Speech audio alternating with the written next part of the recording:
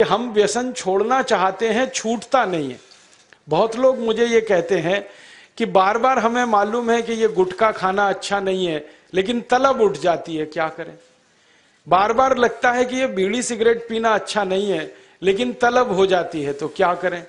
हमें मालूम है कि शराब पीना अच्छा नहीं है, लेकिन तलब आ जाती है, तो क्या करें। तो आपको बीड़ी सिगरेट की तलब ना आए, गुटखा खाने की तलब ना लगे, तंबाकू खाने की तलब ना हो, शराब पीने की तलब ना हो, इसके लिए एक छोटा सा उपाय बताता हूं जो बहुत आसान है, आप आसानी से कर सकते। पहला उपाय तो ये है कि जिनको बार बार तलब लगती है और जो अपनी तलब पर कंट्रोल नहीं कर पाते, नियंत्रण नहीं कर पाते, इसका माने उनका मन कमजोर है। और परम पूजनीय स्वामी जी कहते हैं कि मन को मजबूत बनाओ। मन को मजबूत बनाने का सबसे आसान तरीका है, थोड़ी देर आराम से बैठ जाओ, जैसे मैं बैठा हूं, आलती पालती मार के, इसको हम सुखासन कहते हैं। आंखें बंद कर लो, दाहिनी नाक बंद कर दो और खाली बाई नाक से सांस भरो और छोड़ो। खाली बाई नाक से सांस भरो और छोड़ो, बाई नाक से सांस भरो और छोड़ो। जिसको हम लोग चंद्र नाड़ी कहते हैं, उसको सक्रिय कर दो। जितनी ज्यादा सक्रियता आपके चंद्र नाड़ी की होती जाएगी, मन की शक्ति आपकी अपने आप बढ़ती चली जाएगी और आप इतने संकल्पवान हो जाएंगे, जो आसानी से कोई भी बात ठान लेंगे तो उसको बहुत आसानी से कर डालेंगे। ये एक तरीका है, बहुत आसान है, ये भी प्राणायाम का ही तरीका है।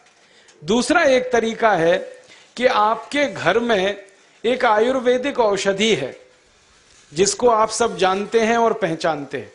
हम उसका बहुत इस्तेमाल करते हैं लोगों का व्यसन छुड़वाने में, और उस औषधि का नाम है अदरक। अदरक हम सबके घर में है। इस अदरक के टुकड़े कर लो छोटे छोटे, उसमें नींबू निचोड़ दो, थोड़ा सा काला नमक मिला लो और इसको धूप में सुखा लो, सूरज की धूप में इसको सुखा लो।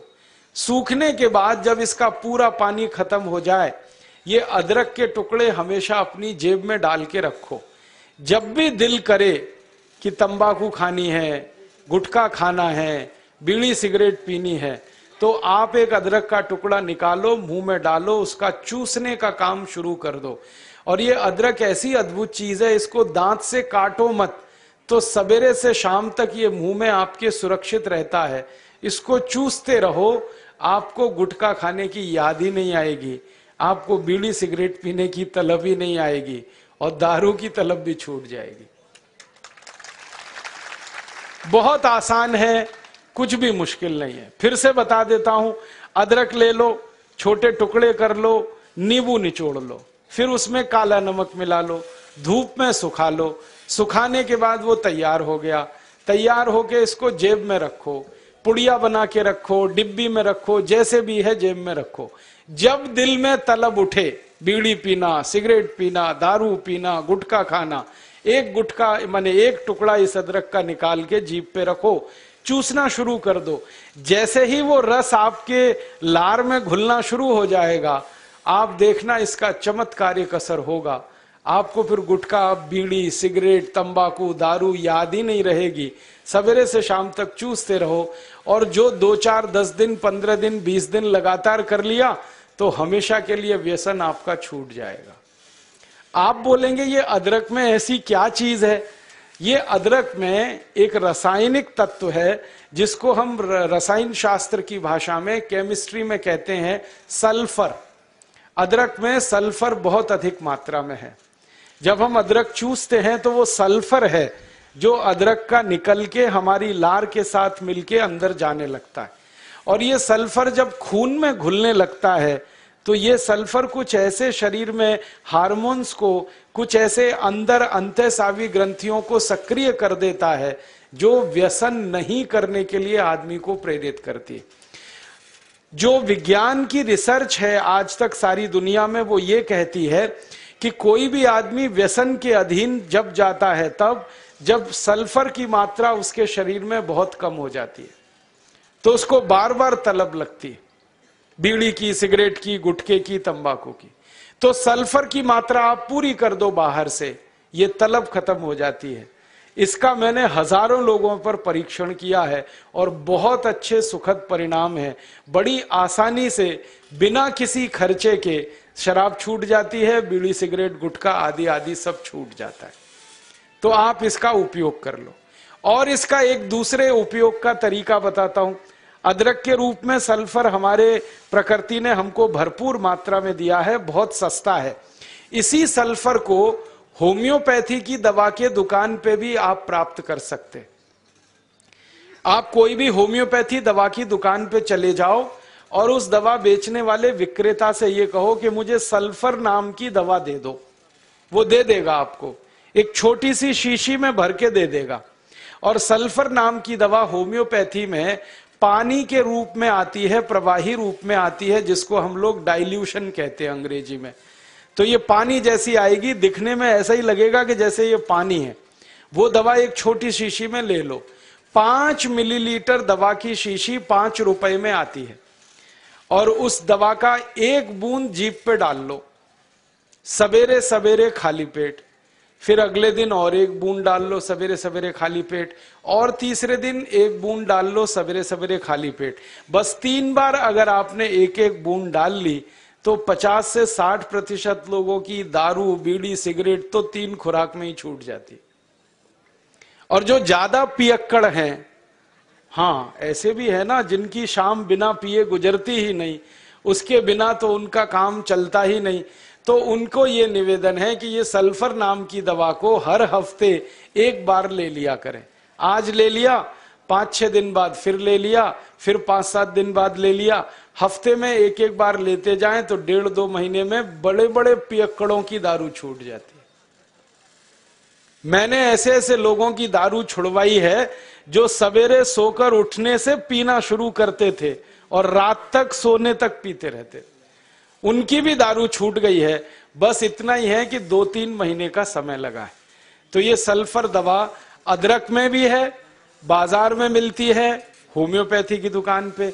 अब इस दवा को जब आप खरीदोगे तो दुकानदार आपसे एक सवाल पूछेगा, वो पूछेगा कितनी ताकत की दवा दूं, कितनी पोटेंसी की दवा दूं। तो जब आप लेना इस सल्फर को तो उस दुकानदार से कह देना 200 ताकत की दे दो, 200 पोटेंसी की दे दो। सल्फर 200, यही उसका पूरा नाम है। 200 संख्या है, सल्फर दवा का नाम। तो ये सामान्य रूप से बीड़ी सिगरेट शराब दारू वगैरह वगैरह के लिए काफी है। और जो ज्यादा पीने वाले हैं, बहुत ज्यादा जिनकी दारू है, तो उनके लिए यही सल्फर की 1000 ताकत की दवा ले लेना, 1000 पोटेंसी की। तो सल्फर 200 और सल्फर 1000। और अगर आप सब ग्राम रक्षा समिति की तरफ से एक बोतल खरीद लो, इसकी बहुत सस्ती आती है। ऐसे खरीदोगे तो 5 रुपए में 5 मिलीलीटर है। और बड़ी बोतल खरीद लो 250 मिलीलीटर की या 450 मिलीलीटर की, वो 150-200 रुपए की आती है। और एक बोतल सल्फर दवा में 10,000 लोगों की शराब आसानी से छूट जाती है, मात्र एक बोतल में। और वो बोतल कितने की है? 250-250 रुपए की, और 10,000 लोगों के लिए वो काम आ जाती है। और कभी कभी इस दवा को और अच्छे तरीके से इस्तेमाल करना हो तो 1 बूंद सल्फर को पानी में डाल देना, जो पीने वाला पानी है, और वो पानी जो शराबी लोग हैं, जो पियक्कड़ लोग हैं, जो व्यसन करने वाले लोग हैं, उनको पिला देना। ये पानी में और अच्छे से काम करती। कई बार तो मैंने ऐसा भी किया है कि 1 बाल्टी पानी ले लिया, उसमें 1 बूंद डाल दिया, अब वो पूरा पानी ही दवा हो गया। उसमें से 1-1 चम्मच पिला दिया लोगों को, तो भी व्यसन उनके छूट जाते हैं। तो एक बता दिया मैंने आपको अदरक, उसका इस्तेमाल करना है व्यसन छोड़ने के लिए। और दूसरा बता दिया मैंने आपको सल्फर, जो होम्योपैथी में है, एक 200 ताकत की, एक 1000 ताकत की। और पहली बात जो सबसे पहले मैंने बताई कि मन को थोड़ा मजबूत कर लो, तो बाईं नाक से सांस लेना, बाईं नाक से सांस निकालना 5 मिनट रोज सुबेरे भी अगर आपने कर लिया तो आपके जीवन से सब तरह की कमजोरी मन की खत्म हो जाएगी और व्यसन छोड़ना आपके लिए बहुत आसान हो जाएगा। कभी भी किसी को मजाक नहीं करना। जैसे आप किसी को व्यसन मुक्त बनाना चाहते हैं, वो व्यक्ति बहुत दारू पीता है, ठीक है, पीता है, अभी उसका कोई कमजोरी है जिसके कारण वो पीता है, तो उसको दारू से बाहर निकालना ये हमारा कर्तव्य है, लेकिन कभी उसके लिए टीका नहीं करना, टिंगल नहीं करना, उसका मजाक नहीं करना, क्योंकि जैसे ही आपने टीका किया, टिंगल किया, तो आपका सारा काम व्यर्थ है।